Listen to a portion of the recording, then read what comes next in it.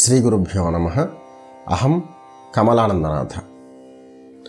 సాధనా మార్గంలో త్వరితమైనటువంటి ప్రభావాలకు మనం నోచుకోవడానికి మనం చేసేటువంటి జప సాధనలో వినియోగించేటువంటి ఉపకరణాల యొక్క ప్రాధాన్యత గురించి, అందున ప్రత్యేకంగా ఆసనం గురించి, ఆ ఆసనాల్లో కూర్మాసనం గురించి ఈరోజు మనం తెలుసుకుందాం. కూర్మాసనం అంటే ఏమిటి, దాన్ని వినియోగించడం వల్ల ఏ రకమైన ఫలితాలు వస్తాయి, నిజంగా కూర్మాసనం మీద కూర్చుని జపం చేస్తే అంతటి ఫలితం కలుగుతుందా, అసలు ఆసనాలలో కూర్మాసనాన్ని ఆసన రాజ్యం అని పిలవడానికి కారణం ఏమిటి, ఈ విషయాల గురించి ఈరోజు మనం మాట్లాడదాం. కూర్మాసనం మీద కూర్చుని జపం చేయడం వల్ల జప సాధన తీవ్రతరంగానో వేగంగానో మారిపోదు. కూర్మాసనం మీద కూర్చుంటే ఆ సాధకుడు ఏదైతే ఒక ప్రత్యేకమైనటువంటి కార్యక్రమం చేయడానికి కానీ లేదా సాధన చేయడానికి కానీ కూర్చుంటాడు కదా, సుఖాసనంలో కూర్చున్నటువంటి వాడు అలుపెరగకుండా ప్రశాంతంగా కార్యదక్షతతో ఆ సాధనని లేదా ఆ కార్యాన్ని నిర్వర్తించగలుగుతాడు. దాని అర్థం అదనమాట. కూర్మం యొక్క లక్షణం ఎలా ఉంటుందో కూర్మాసనం యొక్క లక్షణం కూడా అలాగే ఉంటుంది. చాలా మృదువుగా, ఆపసోపాలు పడక్కర్లేకుండా ప్రశాంతంగా అనుకున్నటువంటి సాధనను సకాలంలో పూర్తి చేయడానికి కావలసినటువంటి పటుత్వాన్ని కూర్మాసనం అందించగలుగుతుంది. ఇక ఏ ఆసనమైనా మనం సిద్ధపరచుకొని దాని మీద మనం కూర్చుని జప సాధన చేయడానికి పూర్వం ఆసన శుద్ధి, అలాగే మనం కూర్చునేటువంటి స్థాన శుద్ధి కొరకు ఎలాంటి నియమాలు ఆచరించాలో ఇప్పుడు తెలియజేస్తాను. మనం ఏదేని ఒక మూలమంత్రాన్ని ఎంచుకున్నాం, ఆ మంత్రాన్ని మనం ఒక చోట కూర్చుని సాధన చేయాలనుకున్నాం. దాని కొరకు ముందుగా మనం ఆచమనం చేస్తాం కదా, అంటే ఆ మంత్రానికి సంబంధించినటువంటి తత్వాచమనం చేసి దేశకాల సంకీర్తన చేసిన తర్వాత మనం కూర్చున్నటువంటి ఆసనం, తర్వాత కూర్చునే ఆసనం కూడా అదే, పూజ గావించబడేది కూడా అదే. కానీ ముందు మనం కూర్చుని ఆచమనం దేశకాల సంకీర్తన పూర్తి చేసిన తర్వాత ఆ ఆసనానికి వెనక్కి వచ్చి, అంటే మనం కూర్చునే పైకి లేచి కాదనమాట, కొద్దిగా వెనక్కి వచ్చి ఆసనాన్ని ఎదరకు మడత పెట్టి, అంటే ఎదరకు కొంచెం జరిపి చేతిలోకి అక్షతలో నీరు తీసుకుని మూలమంత్రాన్ని 4 పర్యాయాలు చెప్పాలి. మూలేన ఆసనస్థలే జలం సంప్రోక్ష్య. ఇందులో 4 సార్లు అనేటువంటి పదం లేదు కదండి, ఒక్కసారి చెప్తే సరిపోదా అని అడగద్దు. ఎందుకంటే సాధారణంగా ఈ విధికి ఇన్నిసార్లు అని ఉదాహరించకపోతే కనుక యుగధర్మాన్ని పాటించమన్నారు. మనం ఉన్నటువంటి యుగధర్మం రీత్యా 4 గింతలు అధికమైనటువంటి పద్ధతిని అవలంబించాలి. కాబట్టి 4 సార్లు చేతిలో నీళ్లు పోసుకొని అక్షతలు పట్టుకున్నాక 4 సార్లు మూలమంత్రాన్ని చెప్పి మనం ఎక్కడైతే ఆసనాన్ని వేసుకుని కూర్చోవాలనుకుంటున్నామో ఆ స్థానం దగ్గర, ఆ స్థలంలో మూలేన ఆసనస్థలే జలం సంప్రోక్ష్య. ఇక కూర్మాసనం అంటే కొంతమంది రాగితో చేసినటువంటి కూర్మ యంత్రాన్ని ఆసనం కింద పెట్టుకుని కూర్చుంటూ ఉంటారు. అది ఆరాధన చేయడానికి, లక్ష్మీ ప్రాప్తికి ఉపకరిస్తుందని శాస్త్రం చెప్పింది. అది మనం ఆసనంలో పెట్టుకుని కూర్చోడానికి కాదు, ఆరాధన చేయడానికి అన్నమాట. మనం కూర్మాసనాన్ని వాస్తవంగా కొనుగోలు చేసి సంస్కారం చేసుకోవడం కన్నా ఆ ఆసనాన్ని మనం సిద్ధపరచుకోవడం చాలా ఉత్తమం. దాని కొరకు ఒక తెల్లని వస్త్రం తీసుకుని, ఇప్పుడు నేను చెప్తాను విధానం, ఆ రకంగా యంత్రలేఖనం చేసుకోవాలన్నమాట. కూర్మచక్రం షట్కోణం విధాయ.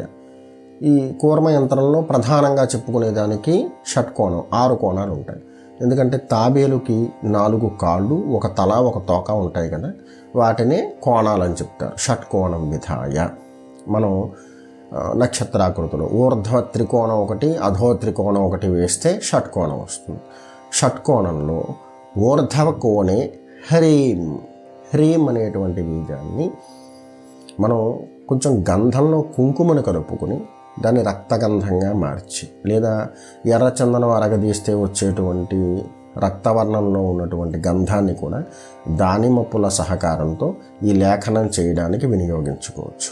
దానిమ్మ పుల్లతో రక్తచందనాన్ని అరగదీసి ఆ పుల్లతో తీసుకుని దాన్ని కలకంగా ఉపయోగించుకొని ఊర్ధ్వ కోణే హ్రీం, పైన ఉన్న కోణం ఉంది కదా, ఆ కోణంలో హ్రీం అని బీజాన్ని రాయాలి. అధః కోణే క్లీం, అధః కోణం అంటే కిందకున్న కోణం అనమాట, తోక భాగం, అందులో క్లీం అని రాయాలి. చతుఃకోణేషు ఓం, ఇంకా 4 కోణాలు ఉంటాయి. 4 కోణాలు అంటే 4 కాళ్ళు అనమాట. పైన రాసాం కదా, పైన రాసిన తర్వాత సవ్యంగా క్లాక్ వైజ్లో కాలు, తర్వాత యువతల పక్కన వదల పక్కన, ఇలా. అంటే మనం దిశలో చెప్పుకోవాలనుకుంటే కనుక కెమెరాలో కొన్నిసార్లు వ్యతిరేకంగా మనం చూపించిన వేలు వ్యతిరేకంగా కనిపిస్తూ ఉంటుంది, అది గమనించండి. మనం ముందు ఊర్ధ్వ భాగం అంటే ఇంద్రంలోకి తూర్పుగా మనం ఊర్ధ్వ కోణే హ్రీం అని రాసామనుకోండి, చతుఃకోణే పశ్చిమంగా క్లీం అని రాస్తే ఆగ్నేయ వైపు చూస్తున్నటువంటి కాలు ఏదైతే ఉంటుందో అక్కడి నుంచి ప్రారంభం చేయాలన్నమాట. ఓం. తర్వాత నైరుతి కేసి చూసేటువంటి కాలు ఓం. తర్వాత వాయవ్యం కేసి చూసేటువంటి కాలు, అందులో కూడా ఓం. తర్వాత ఈశాన్యం వైపు చూసేటువంటి కాలు, అందులో కూడా ఓం. ఊర్ధ్వ కోణే హ్రీం, అధః కోణే క్లీం, చతుఃకోణేషు ఓం. మధ్యే హుం ఫటు, మధ్యలో హుం ఫట్ అని రాయాలి. హుం ఫట్ అని లేఖన, ఈ దాడిమి కలకంతో చేసుకోవచ్చు. తర్వాత ఈ షట్కోణాలకి ఒక వృత్తాన్ని చుట్టాలి. వృత్తానికి పై భాగంలో అంటే బయట భాగంలో అష్టకోణాలు లిఖించాలి. 8 కోణాలు వస్తాయి కదా, అష్టకోణాలని లిఖించాలి. అందులో పైన ఇంద్రం లగాయితూ సవ్యంగా అంటే తూర్పు లగాయితూ సవ్యంగా అనమాట, క్లాక్ వైజ్లో ఆ, క, చ, ట, త, ప, య, స ఇది వర్ణాన్ని చ విలిఖ్య, ఈ వర్ణాలు రాయాలి. తూర్పుగా ఉండేటువంటి పై భాగంలో ఆ, దాని తర్వాత క, చ, ట, త, ప, య, స, ఇవి 8 బీజాలు ఉంటాయి. 8 బీజాలని కూడా ఈ అష్టకోణాలలోనూ రాసిన తర్వాత అప్పుడు కూర్మాసనానికి పూజ చేయాలి. పుష్పాక్షతలు తీసుకుని ఐం హ్రీం శ్రీం అనంతాసనాయ నమః అని చెప్పి మధ్యే హుంఫటం రాశాం కదా, ఆ భాగంలో ఐం హ్రీం శ్రీం అనంతాసనాయ నమః, ఐం హ్రీం శ్రీం సాధ్య సిద్ధాసనాయ నమః. ఇప్పుడు మనం 6 కోణాల గురించి చెప్పుకున్నాం కదా, అక్షతలు తీసుకుని తూర్పు లగాయితూ సవ్యంగా మిగిలిన కోణాలన్నింటిలోనూ సాధ్య సిద్ధాసనాయ నమః అని వేయాలి. తర్వాత పై భాగంలో అష్టకోణాలు ఉన్నాయి కదా, ఐం హ్రీం శ్రీం కూర్మాసనాయ నమః, ఆ కోణాలన్నింటిలోనూ అక్షతలు వేయాలి. అక్కడికి ఆసనానికి పూజ చేయడం పూర్తయిపోయింది. ఈ అక్షతలు వేసేటప్పుడు కాస్త పుష్పాలు కూడా వినియోగించాల్సి ఉంటుంది. పుష్పైరభ్యర్చ్య అని చెప్పేసి సూత్రం చెప్తుంది. అక్షతలు మరియు పుష్పాలు ఇప్పుడు చెప్పిన విధంగా వేసిన తర్వాత మధ్యే హుంఫట్ అన్నాం కదా, ఆ భాగంలో కుడి చేతిని పెట్టి బాలా తృతీయం అంటే బాలలో 3వ బీజం సౌహు అనే బీజం వస్తుంది, చెయ్య ఆ ఆసనం మీద పెట్టి సౌహు అని చెప్పి 12 వారం అభిమంత్రితే 12 సార్లు అభిమంత్రణం చేయాలి. సౌహు అనే బీజాన్ని 12 సార్లు చెప్పాలి. సౌహు సౌహు అలా 12 సార్లు చెప్పాలి. మూలమంత్రోక్షితే అంటే ఇప్పుడు మనం ప్రత్యేకంగా దాని మీద కూర్చొని ఏదో ఒక మంత్రాన్ని మనం సాధన చేయాలనుకుంటే కనుక ఆ మంత్రాన్ని అక్షతలు తీసుకుని చేతిలో నీళ్లు పోసుకుని గణపతి మంత్రం అయితే కనుక గణపతి మూలం చెప్పి అక్షతలు నీటిని ఆసనం మీద చల్లాలి. అలా కాదండి, నేను ఉదయం కూర్చుంటాను 6 గంటలకల్లా 9 దాకా నేను చెప్పుకున్న మంత్రాలన్నీ చేస్తాను అంటే కనుక ఆ చెప్పుకున్న మంత్రంలో అగ్రమంత్రం ఉంటుంది, మెయిన్ ముఖ్యమైనటువంటి మంత్రం ఉంటుంది. ఆ మంత్రం ఏదైతే ఉంటుందో ఆ మంత్రాన్ని చెప్పి అక్షతలు నీళ్లు వాటి మీద చల్లాలి. తర్వాత పుష్పాక్షతలు తీసుకుని ఐం హ్రీం శ్రీం ఆధారశక్తి శ్రీ కమలాసనాయ నమః అని చెప్పేసి పుష్పాక్షతలు ఆసనం మీద సమర్పణ చేసి ఆసనానికి నమస్కారం చేయాలి.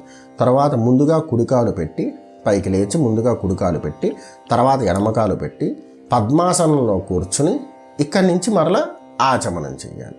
మొదట మనం కూర్చునేటప్పుడు దేశకాల సంకీర్తన చేసి గోత్రనామాలు చెప్పుకుంటాం కదా ఆచమనం చేశాక, అది ఒక విధానంలో ఆ రకంగా ఆచరించమనుంది. ఇంకొక విధానంలో ఆచమనం చేస్తే చాలు, ఆచమనం చేసిన తర్వాత వెనక్కి వచ్చి ఆసనానికి పూజ చేసిన తర్వాత అప్పుడు మరలా ముందు కుడికాలు పెట్టి తర్వాత ఎడంకాలు పెట్టి దాని మీద కూర్చున్న తర్వాత చక్కగా ఇప్పుడు ఆచమనం చేసి ఉత్తిష్టంతో భూత పిశాచాః భూతోచ్చాటన చేసి దేశకాల సంకీర్తన చేసి అది లగాయతూ న్యాసాలు హితోధికమైనటువంటి పూజా విధులు, గురు ధ్యానం, జపం చేసుకోమని ఇంకో సూత్రంలో ఉంది.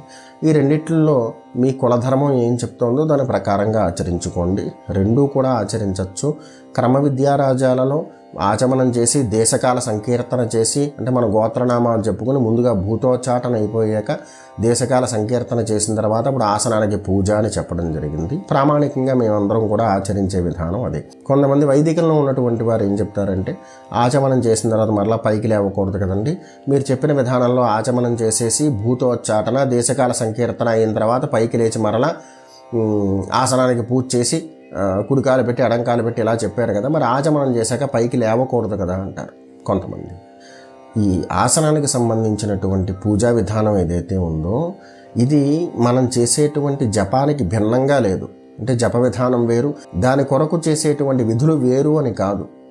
ఇక్కడ ఆసనానికి సంబంధించినటువంటి సంస్కారం ఏదైతే ఉంటుందో అదంతా కూడా జప నిర్వర్తనలో ఒక భాగంగా చెప్తాడు. అసలు మనం అక్కడికి వెళ్ళి కూర్చోవడం లగాయితో మొత్తం అంతా కూడా అదే విధిలో ఉన్నట్టు. సాధనకు సంబంధించినటువంటి క్రియలు మనం ఆచరించేటప్పుడు, ఆ మంత్రానికి సంబంధించినటువంటి విధులు మనం ఆచరిస్తున్నప్పుడు పైకి లేవడం, కూర్చోవడం అనేటువంటిది అందులో ప్రధానమైన అంశం కాదు. ఇంకా న్యాసాలు చేసేయలేదు కదా పైకి లేచి కూర్చోవడానికి. మనం కేవలం ఏం చేసాం, తత్వాచమనం చేసి భూతోచ్చాటన చేసి దేశకాల సంకీర్తన చేసిన తర్వాత మీరు ఆసనాన్ని శుద్ధి చేసుకుని కూర్చోండి అని చెప్పడం జరిగింది. ఈ ఆసన శుద్ధి అనేది ఈ అనుష్ఠానంలో ఒక భాగంగానే తీసుకోవాలి తప్పించి ఆసన శుద్ధి అనేది దీనికి సంబంధం లేని దాని కింద వేరుగా చూడకూడదు అన్నమాట. అందుచేతను ఈ రకంగా మనం కూర్మాసనాన్ని సిద్ధపరచుకుని ఆ కూర్మాసనం మీద కూర్చుని న్యాసాలు చేసుకుని, న్యాసాలు కూడా విధానం చెప్పాను కదా, ఆ రకంగా చక్కగా న్యాసాలు చేసుకుని సాధన చేసినట్లయితే మిగుల ఉత్తమమైనటువంటి సాధనా క్రియ. అలాగే మనం చేస్తున్నటువంటి జపం ఉంటుంది కదా, దాంట్లో త్వరితమైనటువంటి సిద్ధి అంటే ఆ తత్వంలోకి, ఆ జోన్లోకి మనం ప్రవేశించడం అన్నమాట. సిద్ధి లాంటివి మనం పొందవచ్చు. సర్వే జనా సుఖినో భవంతు. అహం కమలానందనాథ.